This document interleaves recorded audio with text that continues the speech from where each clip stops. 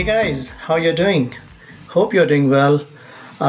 In the last few weeks, I got a lot of emails from my viewers regarding what are some of the most effective ways of studying. These emails were mostly from school and college students. So I have created a four-part video series on effective study habits. This is the first part of that series. In this video, I'm going to talk about how to create an effective study space. The first thing I want to emphasize is that it's important to create a private space for study. So, why it is important to have a private space for study? Research studies have shown that we develop an emotional connection with the place where we spend most of our time. This connection may be positive or negative based on our experiences in that space. When we create a private space for study, that space becomes part of our journey of knowledge and learning.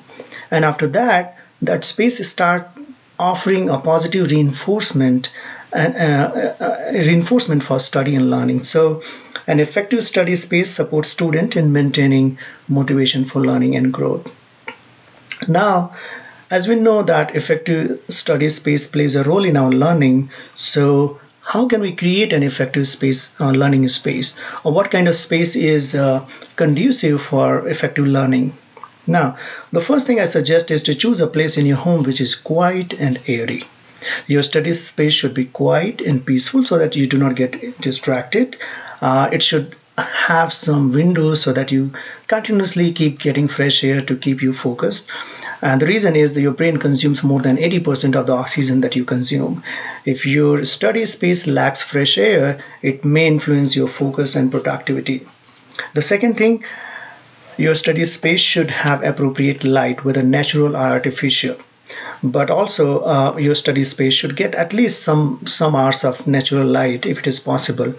Poorly lit study space put a strain on your eyes, which in long run may adversely impact your eyes. So make sure that your study space is properly lit. Now let's talk about what items you should keep in your study space and what items you should avoid. First thing, avoid using your study space as a bedroom as well. The problem with having your bed in your study room is that you will end up spending a lot of time on your bed than you thought initially.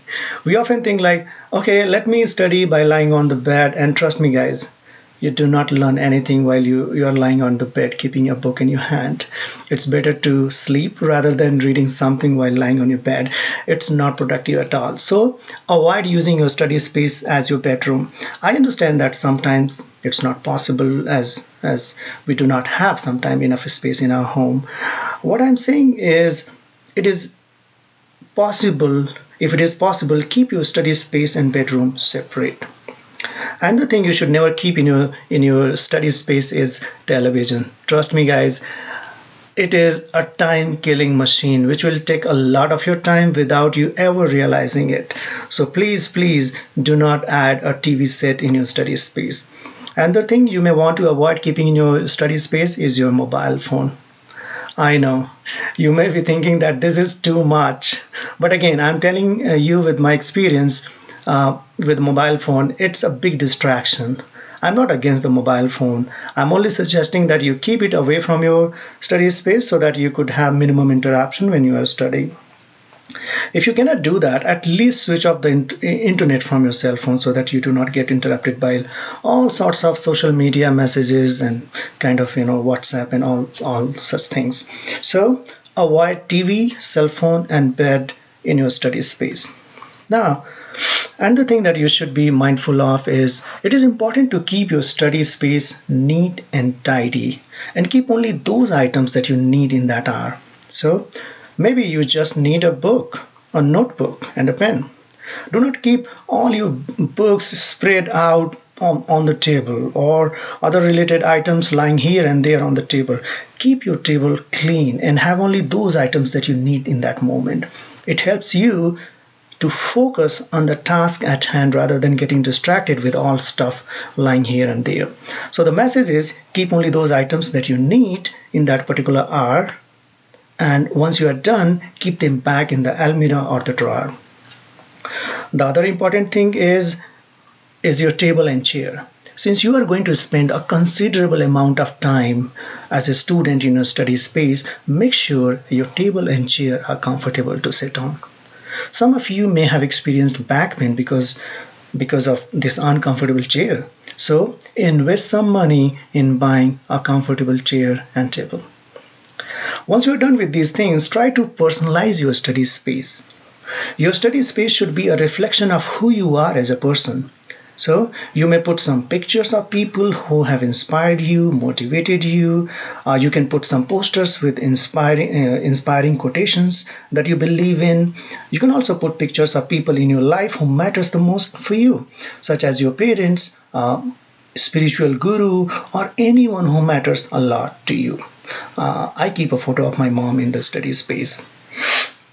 And the last thing, avoid using your study space for any other purposes except studying. Do not eat your lunch, dinner, or breakfast there. Do not use it for playing games or any other activity. Your study space should there be only for study. The reason why I'm saying this is that when you use a space for a particular activity, your mind is gradually conditioned for that mental set which is required for that activity. So if you are using your study space for learning only, your space will help you in getting into the learning mindset the moment you enter that space, and it enhances your productivity. So do not use your study space for any other purposes except studying. Alright, this is what I have for the moment. This is the first part of my video on effective study habits. Please watch other 3 parts which include more ideas on effective studying habits. If you like this video, please press the subscribe button below and offer your comments. Thanks and have a good day.